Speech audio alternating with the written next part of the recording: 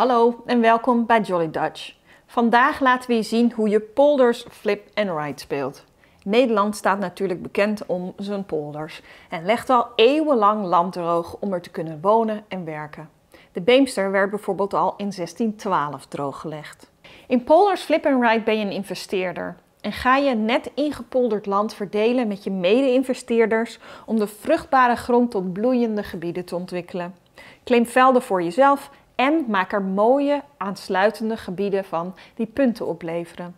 Hou daarbij ook de opdrachten in de gaten die extra punten opleveren. De investeerder met de meeste punten na de 5e ronde wint het spel. Polders is een spel voor 2 tot 4 personen, duurt ongeveer 30 tot 45 minuten en is geschikt voor 10 jaar en ouder.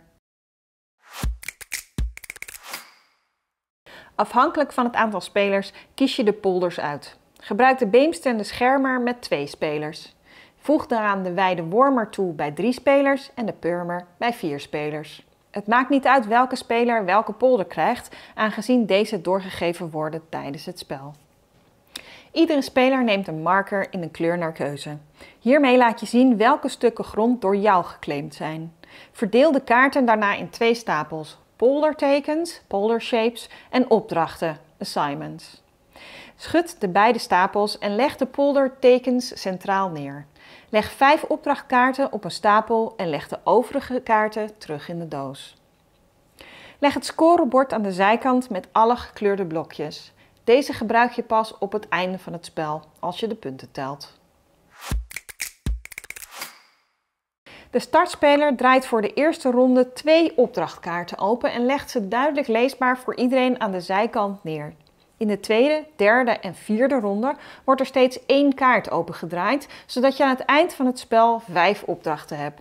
De opdrachten zijn voor iedereen. We leggen de opdrachten straks uit. Maar eerst, hoe neem je gebieden in bezit?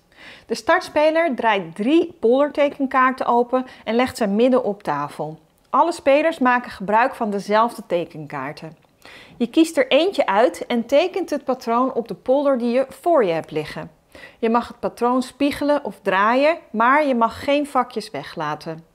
De vakjes die je invult in de polder mogen niet overlappen met eerder gevulde vakjes of buiten de polder vallen.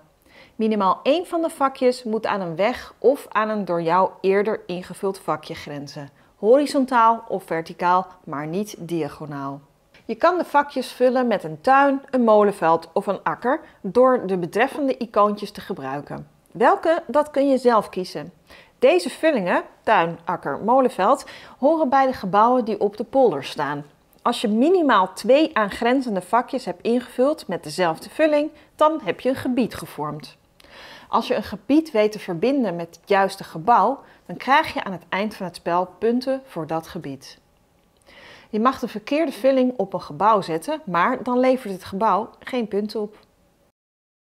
Gebieden zijn belangrijk bij de opdrachten. Opdrachten zijn er in vele vormen.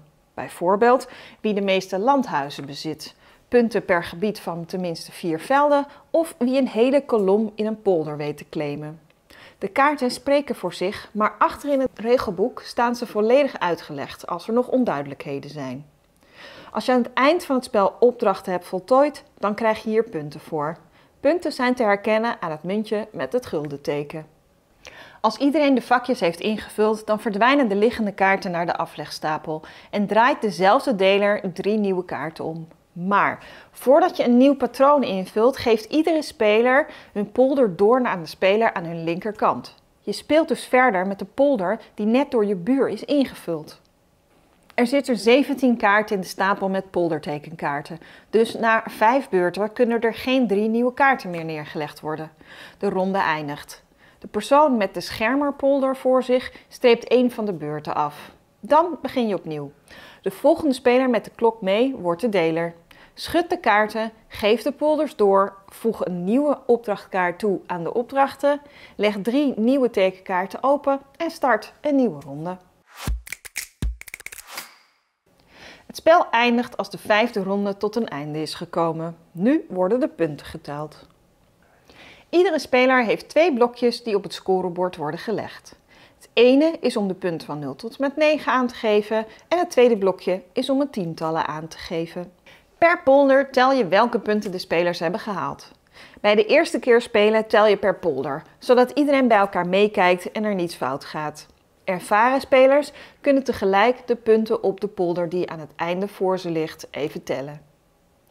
Tel de punten per gebied. Gebieden zonder het juiste gebouw zijn niets waard.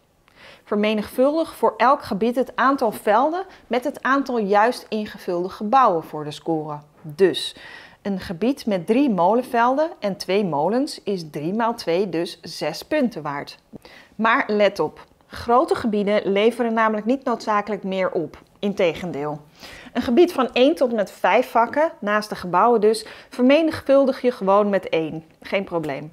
Bij een gebied van 6 tot en met 10 vakken vermenigvuldig je de score met 0,5. Dus je deelt het aantal punten door de helft. En vanaf 11 vakken in een gebied vermenigvuldig je de score met 0,25. Dus je deelt het aantal punten door 2. De uiteindelijke score wordt ook nog eens naar beneden afgerond. Een voorbeeld. Dit gebied van 7 vakken en 1 boerderij is 7 x 1, maar omdat het 7 vakken zijn, is het maal 0,5, dus 3,5 punt waard. Dat ronden we af naar 3 punten. Dit gebied is 0 punten waard, omdat het niet grenst aan een gebouw dat bij deze vulling past. Ten slotte is het gebied met de buitenplaatsen 3 velden, maal 2 buitenplaatsen, dus 6 punten, maal 1 is 6 punten waard.